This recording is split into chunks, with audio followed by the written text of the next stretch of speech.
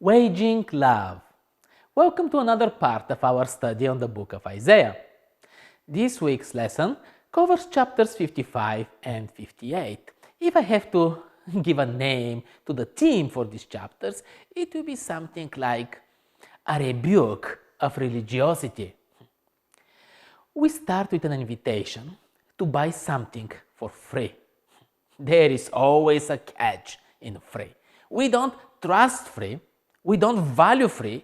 We must be in real need to get something for free. Or there are actually people who make fortunes out of free, taking advantage of others or things that are meant for others. The way we approach things is so crazy. In chapter 55, God says, "My ways are not your ways, and my thoughts are not your thoughts." So if we want to understand what God is trying to reveal to us, we have to step out of our boxes. Isaiah 55 is an invitation for those who are in need and who have no means. They are invited to come and to buy something amazing, fulfilling, and satisfying, and to buy it with no money. This is not for those who don't feel a need or who think that they have enough means to procure things on their own. We can't start to understand salvation if we think that we have what it takes, if we don't feel the need for help, if we don't understand that there is no way ever that we'll be ever able to cover the price for our redemption, no matter how much bitcoins we have.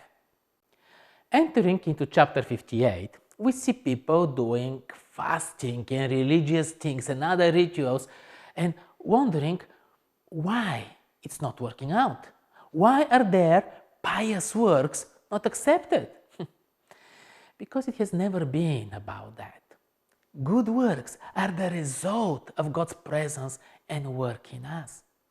Our efforts to produce such good works on our own are blinding us to how we are distorting things, and we are incapable to see how much damage we actually cause.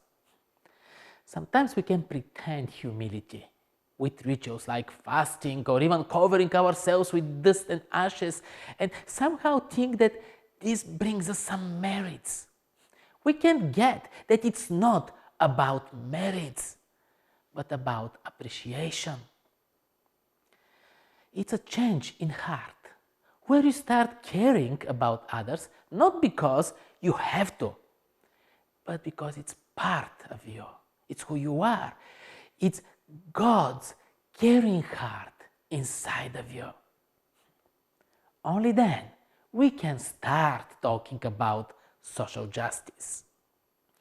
Isaiah 58 ends with a reference to the Sabbath, which is not about rituals or religiousness, but about a relationship with God, with our Creator and our Savior.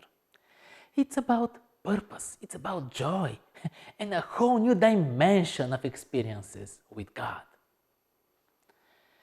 These were the points for this week. Desire of Nations is the theme for the next study.